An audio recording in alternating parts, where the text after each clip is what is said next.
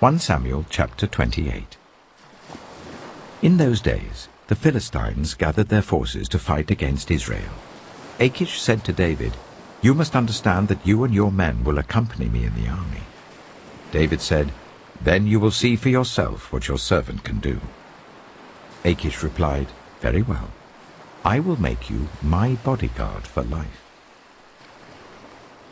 Now Samuel was dead, and all Israel had mourned for him and buried him in his own town of Ramah. Saul had expelled the mediums and spiritists from the land. The Philistines assembled and came up and set up camp at Shunem, while Saul gathered all Israel and set up camp at Gilboa. When Saul saw the Philistine army, he was afraid. Terror filled his heart. He inquired of the Lord, but the Lord did not answer him by dreams or Urim or prophets. Saul then said to his attendants, "Find me a woman who is a medium, so that I may go and inquire of her." "There is one in Endor," they said. So Saul disguised himself, putting on other clothes, and at night he and 2 men went to the woman. "Consult a spirit for me," he said, "and bring up for me the one I name." But the woman said to him, "Surely you know what Saul has done. He has cut off the mediums and spiritists from the land. Why have you set a trap for my life to bring about my death?" Saul swore to her by the Lord, "As surely as the Lord lives, you will not be punished for this." Then the woman asked, "Whom shall I bring up for you?" "Bring up Samuel," he said. When the woman saw Samuel, she cried out at the top of her voice and said to Saul, "Why have you deceived me? You are Saul."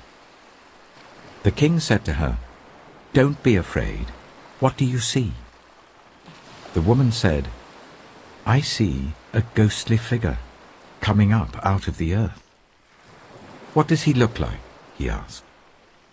"An old man wearing a robe is coming up," she said. Then Saul knew it was Samuel, and he bowed down and prostrated himself with his face to the ground. Samuel said to Saul, "Why have you disturbed me by bringing me up?" "I am in great distress," Saul said. "The Philistines are fighting against me, and God has departed from me. He no longer answers me either by prophets or by dreams. So I have called on you to tell me what to do." Samuel said, "Why do you consult me, now that the Lord has departed from you and become your enemy? The Lord has done what he predicted through me. The Lord has torn the kingdom out of your hands and given it to one of your neighbors, to David. Because you did not obey the Lord or carry out his fierce wrath against the Amalekites, the Lord has done this to you today. The Lord will deliver both Israel and you into the hands of the Philistines, and tomorrow you and your sons will be with me. The Lord will also give the army of Israel into the hands of the Philistines." Immediately Saul fell full length on the ground, filled with fear because of Samuel's words. His strength was gone, for he had eaten nothing all that day and all that night. When the woman came to Saul and saw that he was greatly shaken, she said, "Look, your servant has obeyed you. I took my life in my hands and did what you told me to do. Now please listen to your servant and let me give you some food, so that you may eat and have the strength to go on your way." He refused and said, "I will not eat." But his men joined with the woman in urging him, and he listened to them. He got up from the ground and sat on the couch. The woman had a fattened calf at the house, which she slaughtered at once. She took some flour, kneaded it, and baked bread without yeast. Then she set it before Saul and his men, and they ate. That same night they got up and left. 1 Corinthians chapter 9. Am I not free? Am I not an apostle? Have I not seen Jesus our Lord? Are you not the result of my work in the Lord? Even though I may not be an apostle to others, surely I am to you, for you are the seal of my apostleship in the Lord. This is my defense to those who sit in judgment on me. Don't we have the right to food and drink? Don't we have the right to take a believing wife along with us, as do the other apostles and the Lord's brothers and Cephas? Or is it only I and Barnabas who lack the right to not work for a living? Who serves as a soldier at his own expense? Who plants a vineyard and does not eat its grapes? Who tends a flock and does not drink the milk? Do I say this merely on human authority? Doesn't the law say the same thing? For it is written in the law of Moses, "Do not muzzle an ox while it is treading out the grain." Is it about oxen that God is concerned?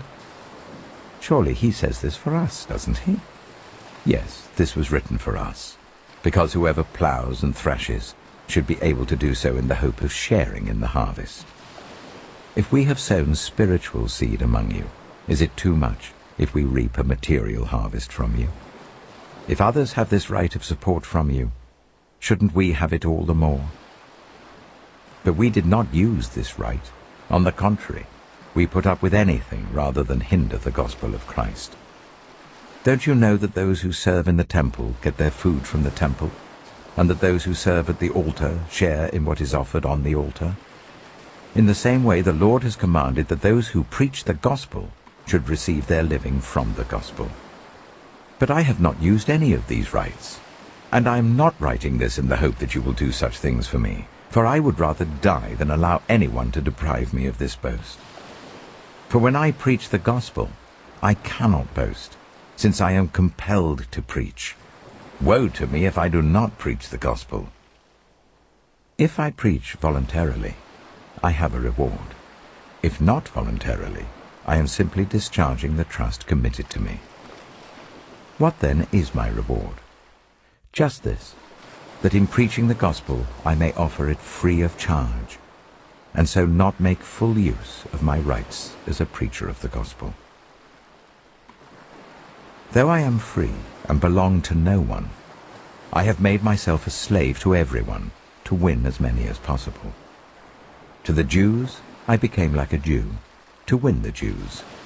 To those under the law I became like one under the law, though I myself am not under the law, so as to win those under the law. To those not having the law I became like one not having the law, though I am not free from God's law, but am under Christ's law, so as to win those not having the law. To the weak I became weak to win the weak. I have become all things to all people, so that by all possible means I might save some. I do all this for the sake of the gospel, that I may share in its blessings.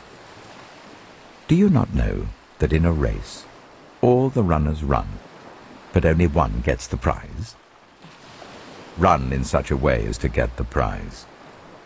Everyone who competes in the games goes into strict training. They do it to get a crown that will not last, but we do it to get a crown that will last forever. Therefore I do not run like someone running aimlessly. I do not fight like a boxer beating the air. No, I strike a blow to my body and make it my slave, so that after I have preached to others, I myself will not be disqualified for the prize.